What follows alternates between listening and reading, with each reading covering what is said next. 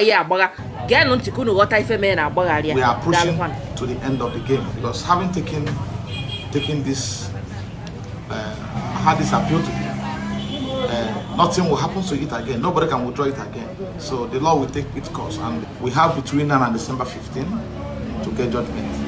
And I can assure you that justice will be served on this case. Will be served on this case come 15th of December 2023. My question is this. I discovered that in the court, both parties did not argue over the date. Was it that it was predetermined, or because both parties just agreed?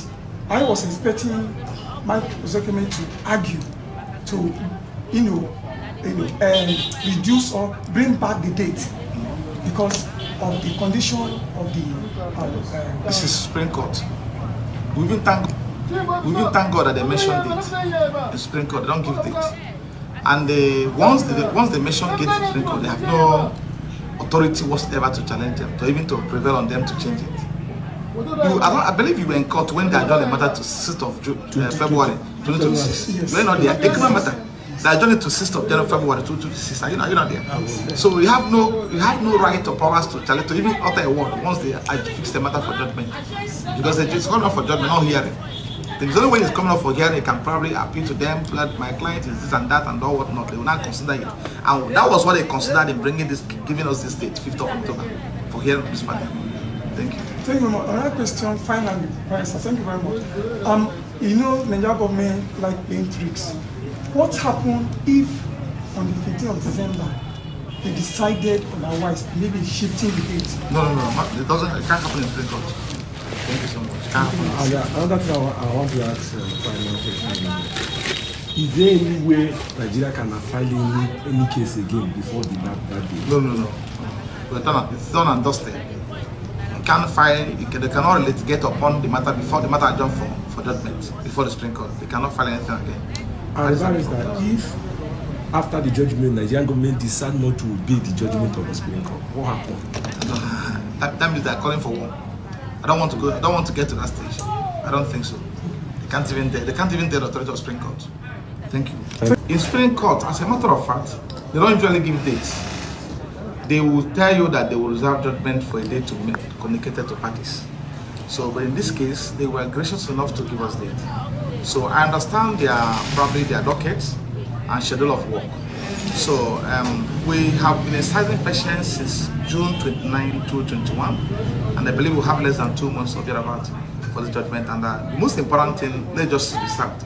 And as has been rightly said by Lene Silk, Professor Michael Zekome, and Shikano Agabie Sengel during the press conference, press briefing after the court session, we continue to call on the federal government to release Nnamdikanu unconditionally.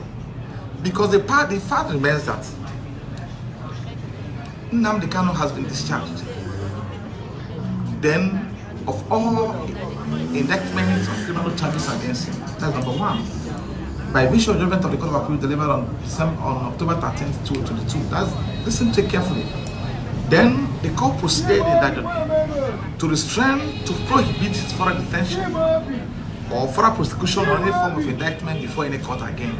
The court prohibited it and directed the federal government to release him unconditionally. So, and to tell you the nature of this order, we appealed, subsequently, the same court of different panel sat and granted an order staying the execution of the judgment of the Court of Appeal, same court. Then we would appeal against it. We appeal against it in an appeal number SC 1394 pending before the Supreme Court today. I will tell you one funny thing that happened in this appeal. When we appeal it, when we file this appeal against that order, that unprecedented order, the federal government of Nigeria filed our application of appeal objection challenging the competence, and we responded. You will not believe that apart from that period of the fight to that appeal, he not filed a responded brief in response to our appellate brief.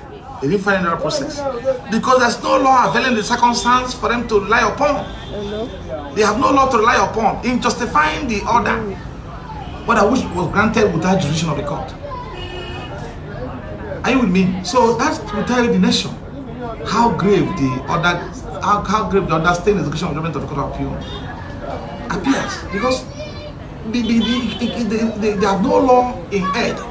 It's an order granted under relying on civil proceedings, civil rules of the court, and civil precedent of the Supreme Court.